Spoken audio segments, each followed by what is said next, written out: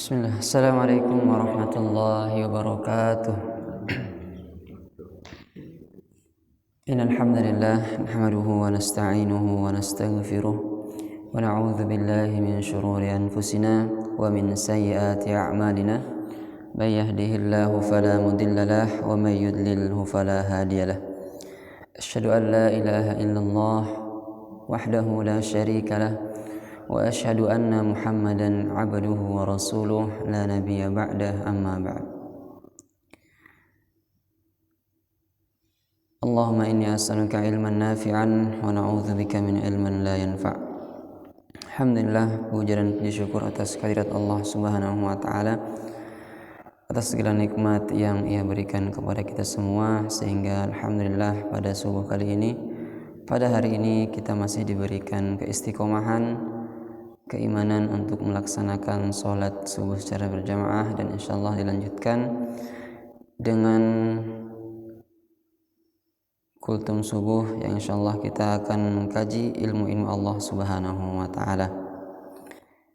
Salawat dan salam kita kirimkan kepada Nabi kita Nabi Allah Muhammad sallallahu alaihi wasallam, kepada para sahabatnya, keluarganya dan juga umatnya yang selalu menegakkan sunnahnya hingga akhir zaman.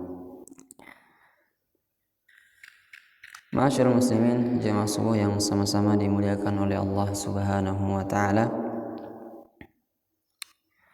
Alhamdulillah, pada subuh kali ini yang pertama kita akan berkenalan dengan yang namanya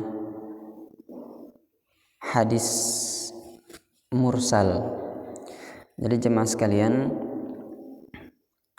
di dalam ilmu hadis itu akan terbagi-bagi.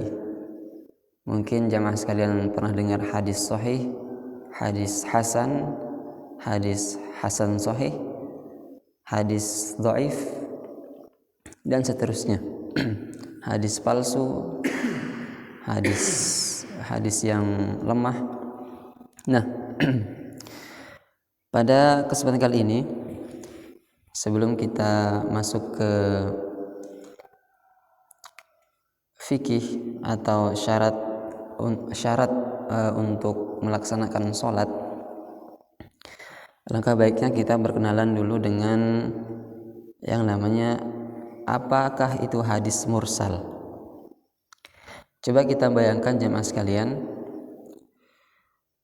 ada rantai dari misalnya dari Rasulullah, kemudian sahabat Nabi, kemudian tabi'in. Nah, pernah kami sampaikan siapakah sahabat Nabi itu?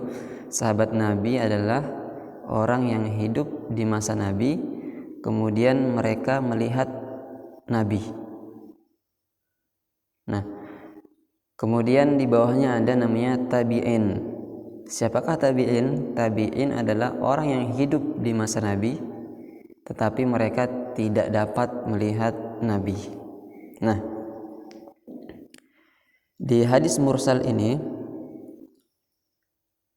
ada seorang tabi'in, ya. Jadi seorang tabi'in itu mengatakan Rasulullah sallallahu alaihi wasallam bersabda tanpa mereka mengatakan sahabat Nabi. Contoh, Ibnu Mas'ud radhiyallahu anhu mengatakan Rasulullah sallallahu alaihi wasallam bersabda. Nah, itu tidak masuk di hadis mursal karena ada sahabat Nabi yang disebutkan. Tapi kalau tabi'in yang mengatakan langsung, contohnya salah satu tabi'in Hasan al-Basri mengatakan di dalam tafsir surah Al-Insyirah, Hasan al-Basri mengatakan absyiru atakumul yusru la yagliba usrun yusraini. Beliau mengatakan langsung tanpa mengutip dari sahabat. Hasan al-Basri mengatakan Rasulullah SAW bersabda, kabarkanlah bahwa akan datang pada kalian kemudahan, karena satu kesulitan tidak mungkin mengalahkan dua kemudahan. Nah, para ulama mengatakan ini hadis mursal karena tidak mengutip dari sahabat. Nah, kemudian ada 3 pendapat. Yang pertama, golongan yang menolak hadis mursal atau tabi'in yang mengatakan Rasulullah SAW bersabda tanpa ada dari para sahabat. Mereka mengatakan ini hadisnya dhaif dan tidak bisa menjadi sebuah amalan. Yang kedua, golongan yang percaya yaitu Imam Malik, Imam Abu Hanifah. Mereka mengatakan boleh saja dipakai asalkan tabi'in yang berbicara adalah orang yang terpercaya, orang yang dikenal soleh, sehingga sedikit kemungkinan mereka untuk berbohong. Yang terakhir, golongan yang tengah-tengah, yaitu adalah Imam Asy-Syafi'i. Beliau berpendapat bahwa ada pengecualian, ya, hadis mursal bisa diterima kalau ada temannya atau syaratnya. Contohnya ada dalil yang lain untuk mendukung hadis mursal tersebut, atau yang terputus tidak ada nama sahabat di situ. Nah, kurang lebih seperti itu ya, kita berkenalan dengan hadis mursal. Jamaah sekalian yang dimuliakan oleh Allah Subhanahu wa taala, alhamdulillah insyaallah kita akan lanjutkan kemarin kita di menghadap kiblat. Kita sudah ketahui bersama menghadap kiblat adalah salah satu syarat sah melaksanakan sholat wajib. Tetapi jamaah sekalian, ada beberapa orang yang gugur untuk menghadap kiblat. Nah, ini perlu kita ketahui. Yang pertama, tidak mampu menghadap kiblat seperti orang sakit, ya, sehingga tidak mampu mengarahkan badannya ke arah kiblat. Sebagaimana firman Allah Subhanahu wa taala, fattaqullaha mastata'tum. Bertakwalah kepada Allah semampu kalian. Jadi kalau kita tidak mampu menghadap kiblat atau sakit, nah itu digugurkan untuk menghadap kiblat. Yang kedua, orang yang samar baginya ke arah kiblat. Ia sudah berusaha mencarinya, namun ia sholat menghadap ke arah lainnya. Sebagaimana disebutkan dalam hadis Ibnu Umar. Nah, Ibnu Umar, salah satu sahabat Nabi, beliau berkata, "Bainan nasu bi Quba'in fi sholati subhi, idh ja'ahum ati faqala inna Rasulullah sallallahu alaihi wasallam qad unzila alaihi lailatal Qur'an wa qad umira an yustaqbala al-Ka'bah fastakbiluha wa kanat wujuhum ila sya'mi fastadaru ila al-Ka'bati." Ketika orang-orang sholat subuh di Kuba, ya, Masjid Kuba adalah masjid yang pertama kali dibangun ketika Rasulullah tiba di Madinah. Tiba-tiba datang seorang laki-laki dan berkata, "Sungguh tadi malam telah turun ayat kepada Rasulullah Shallallahu Alaihi Wasallam. Beliau diperintahkan untuk menghadap ke arah Ka'bah."